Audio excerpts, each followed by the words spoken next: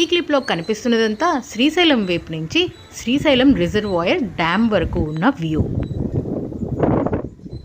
శ్రీశైలం రిజర్వాయర్లో నీటి మట్టం ఆల్మోస్ట్ మ్యాక్సిమం లెవెల్కి చేరిపోయింది. ఇంకా కొన్ని అడుగులు మాత్రమే మిగిలింది 2-3 రోజుల్లో శ్రీశైలం డ్యామ్ గేట్స్ లిఫ్ట్ చేయడానికి. ఇప్పుడు మనం శ్రీశైలం పాతాళ గంగ వైపు నుంచి రిజర్వాయర్ అండ్ డ్యామ్ని చూస్తున్నాము. అలాగే డ్యామ్ వైపు వెళ్ళి డ్యామ్ పరిస్థితి, రిజర్వాయర్లో వాటర్ లెవెల్ అండ్ డ్యామ్ గేట్స్ని ఒకసారి చూద్దాం.